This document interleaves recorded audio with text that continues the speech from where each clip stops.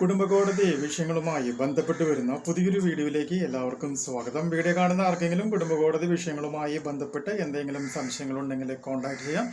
WhatsApp number +91 79 94 97 14 19. ഒരു വട്ടം വിളിക്കുവാനുള്ള consultation fees 500 രൂപ ഗൂഗിൾ പേ ചെയ്യാം. ഇന്ന് വീഡിയോയിൽ നമ്മൾ ഡിസ്കസ് ചെയ്യാനായിട്ട് പോകുന്നത് സെറ്റിൽമെൻറ്റുമായി ബന്ധപ്പെട്ട് വരുന്ന ഒരു ചതി അല്ലെങ്കിൽ ഒരു അറിവില്ലായ്മയെ ചൂണ്ടിക്കാണിക്കുന്ന ഒരു കോടതി വിധിയെ കുറിച്ചിട്ടാണ്. സാധാരണഗതിയിൽ ഒരു സെറ്റിൽമെൻറ്റ് നടത്തുമ്പോൾ നമ്മളൊരു എമൗണ്ട്, അതൊരു 30 ലക്ഷമോ അല്ലെങ്കിൽ ഒരു 40 ലക്ഷമോ അല്ലെങ്കിൽ 1 കോടിയോ നമ്മൾ എന്ത് ചെയ്യുന്നു, നഷ്ടപരിഹാരമായിട്ട് ഭർത്താവ് സാധാരണഗതിയിൽ ഭാര്യമാർക്ക് നമ്മൾ കൊടുക്കാറുണ്ട്. അങ്ങനെ കൊടുക്കുമ്പോൾ അതിൽ എഴുതേണ്ട പ്രധാനപ്പെട്ട ഒരു ക്ലോസ് ഉണ്ട്. ആ ക്ലോസ് കൃത്യമായി എഴുതിയില്ല എന്നുണ്ടെങ്കിൽ എന്ത് സംഭവിക്കും എന്നുള്ളത് നമുക്ക് നോക്കാം. ആ ക്ലോസ് കൃത്യമായി എഴുതിയില്ല എന്നുണ്ടെങ്കിൽ ഭാര്യമാർക്ക് ഭാവിയിൽ ഭർത്താക്കന്മാർ രണ്ടാമത് കല്യാണം കഴിച്ച് പോയാൽ പോലും അവർക്ക് എതിരെ കൊടുക്കാൻ പറ്റാവുന്ന ഒരു അടിപൊളി കേസായിട്ട് അത് മാറും എന്നുള്ളൊരു കാര്യം പ്രത്യേകം മനസ്സിലാക്കുക. അപ്പോൾ അതുമായി ബന്ധപ്പെട്ടുള്ള പോയിന്റ് എന്താണെന്ന് വെച്ചിട്ടുണ്ടെങ്കിൽ, നിങ്ങൾ ഒരു എമൗണ്ട് നഷ്ടപരിഹാരമായി കൊടുക്കുമ്പോൾ ആ നഷ്ടപരിഹാരത്തിലെ ഇത്ര % ഭാര്യയ്ക്ക് ആണ് എന്നും ഇത്ര % കുട്ടികൾക്ക് ആണ് എന്നുള്ളത് കൃത്യമായി നിങ്ങൾ എന്ത് ചെയ്യണം, ആ അഗ്രിമെൻറ്റിൽ രേഖപ്പെടുത്തണം. അതായത് 1 കോടി രൂപ നഷ്ടപരിഹാരം കൊടുക്കുന്നുണ്ടെങ്കിൽ നമ്മൾ എന്ത് ചെയ്യണം, ആ 1 കോടിയിലെ ഇത്ര ലക്ഷം രൂപ ഭാര്യയ്ക്കാണെന്നും ഇത്ര ലക്ഷം രൂപ മക്കൾക്ക് ആണ് എന്നും കൃത്യമായി എന്ത് ചെയ്യണം, ആ അഗ്രിമെൻറ്റിൽ നമ്മൾ രേഖപ്പെടുത്തണം. അങ്ങനെ രേഖപ്പെടുത്തിയില്ല എന്നുണ്ടെങ്കിൽ ഭാര്യയ്ക്ക് പ്രത്യേകിച്ച് കുഴപ്പമൊന്നുമില്ല.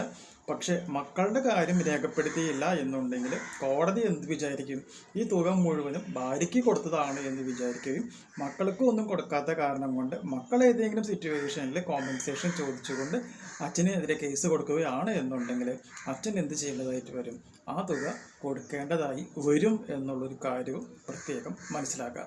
അപ്പോൾ സുപ്രീം കോടതി പറഞ്ഞ വിധി ഇങ്ങനെയാണ്: there is no one-time settlement when children are concerned.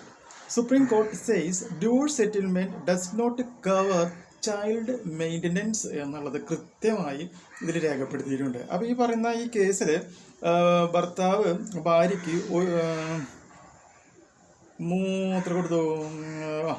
3 കോടി രൂപ ഏകദേശം നഷ്ടപരിഹാരമായിട്ട് കൊടുക്കാനും ഉണ്ടായിട്ടുള്ളത്. പക്ഷെ ആ 3 കോടി രൂപ എന്ന് മാത്രമേ പറഞ്ഞുള്ളൂ. ഭാര്യയ്ക്കാണോ കുട്ടികൾക്കാണോ എന്നുള്ളത് സ്പെസിഫിക് ആയിട്ട് അതിൽ രേഖപ്പെടുത്തിയിട്ടുണ്ടായിരുന്നില്ല.